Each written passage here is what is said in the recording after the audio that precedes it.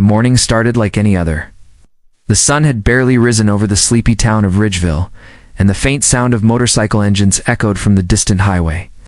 At a modest two-bedroom home on Pine Street, single dad named Mark Reynolds was packing his daughter's lunch to peanut butter sandwiches, an apple, and a little handwritten note that said, "You're stronger than you think, kiddo." Mark wasn't rich.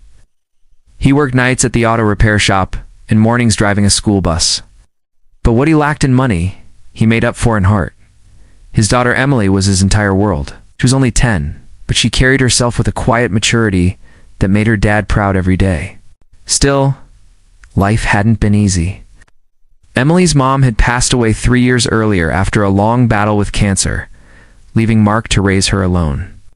He detraded in his motorcycle and old leather jacket for a uniform and stability, anything to give his little girl a normal life. That morning, as Emily tied her shoelaces, she asked, "Dad, can I walk to school today?"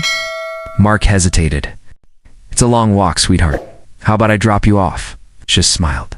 That kind of innocent smile that breaks a father's heart. "I just want to be like the other kids." He nodded, gave her a kiss on the forehead, and watched as she ran down the street with her backpack bouncing behind her. He didn't know it then, but that decision would change everything. Across town, a small biker group known as the Iron Hawks Rivals to the infamous Hells Angels were on the move. They weren't riding for fun that morning. One of their members had been shot in a deal gone wrong, and they were out for revenge. Fortunately, revenge doesn't care who gets in the way. As Emily walked past the corner store, she stopped to pet a stray dog. That's when she saw them 6 roaring bikes turning the corner, leather jackets flashing in the sun. She froze, gripping her backpack straps tight. One of the bikers noticed her and smirked, but fate had a strange way of connecting lives. Mark's bus had just dropped off its last group of kids when he saw the commotion up ahead. He recognized his daughter's pink jacket immediately. Without thinking, he slammed the brakes, jumped out of the bus, and ran. "Emily," he shouted. What happened next unfolded in seconds. A black car screeched around the corner, guns flashing.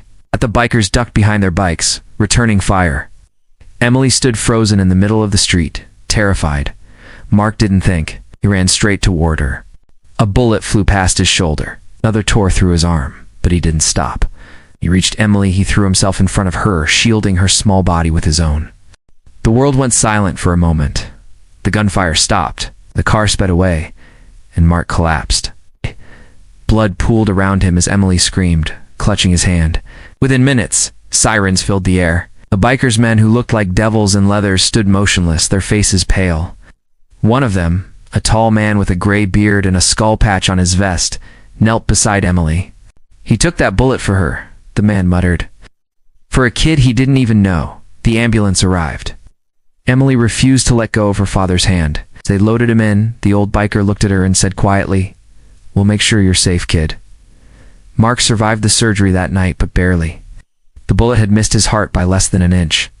When he woke up, the first thing he asked was, "Is she okay?" She was, physically at least. But the trauma of what happened spread through the small town like wildfire. The local paper ran the story, "Bus driver takes bullet-saving girl from crossfire." What they didn't mention was that the girl he saved was the daughter of a Hells Angel member named Rex Dalton, currently serving time in prison. The next day, as Emily prepared to go back to school, she felt nervous. Kids whispered, teachers stared, and parents treated her differently. She walked alone, clutching her books, wishing her dad could walk beside her. But just as she reached the school gates, the roar of engines filled the air again. Dozens of motorcycles turned onto the street.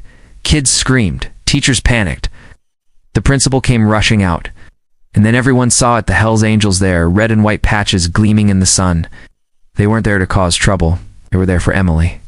The roar of engines made the ground tremble. Parents grabbed their kids and pulled them back, unsure of what was happening. Teachers froze at the sight of the massive Hells Angels convoy rolling into the school parking lot over 20 bikes. Chrome shining, exhaust growling like thunder. But then the bikes slowed down, forming a perfect semicircle around the front gate. And stepping off the lead bike was a man everyone recognized from the local paper, Rex Dalton, Emily's father. He wasn't supposed to be out. He'd been serving a sentence for assault. But here he was, free, standing tall in his leather vest and heavy boots. His long hair tied back, the Hells Angels logo stitched proudly across his back. People whispered. Some kids pointed. Emily froze. Her little heart pounded as she watched the man she had seen since she was 5 years old step toward her. "Emily," he said quietly, his voice breaking through the stunned silence. "You've grown." For a second, she didn't move. But then Rex knelt down and held out a single rose. "Your dad saved my little girl's life," he said. "I couldn't let that go unanswered." Behind him, the other bikers nodded. They weren't the monsters the town imagined that day. Their faces softened when they saw Emily. Some smiled, others took off their helmets in quiet respect. He didn't know any of this was happening. He'd been sedated after another surgery, unaware that the man whose daughter he saved had pulled every string possible to see him in person. Rex had even signed temporary custody papers allowing the Hells Angels to escort his daughter safely to school every day until Mark was back on his feet. Rex looked around at the crowd, teachers, parents, kids all staring like they were watching a movie they didn't understand.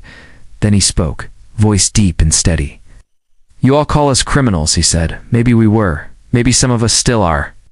But when a man throws himself in front of a bullet for a stranger's child, he earns more respect than any of us ever did. From this day forward, this little girl walks under our protection." He looked down at Emily and smiled gently. "And your dad? His family now?" The tension in the air melted. One by one, the bikers revved their engines, not in aggression, but in salute. The sound echoed through the schoolyard, a rough but strangely respectful symphony.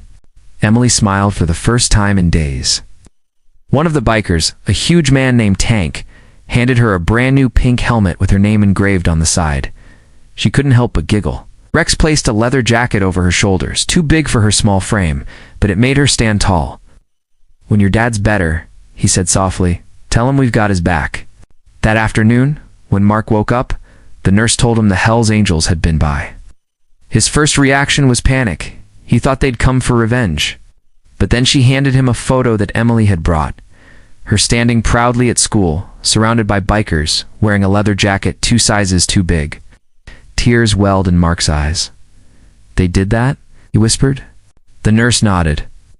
"They said they owed you a debt." The following weekend, something incredible happened. Hundreds of bikers from across the state rode into Ridgeville for a charity ride organized in Mark's name. They raised thousands for local schools and families in need, calling it the Ride for the Brave.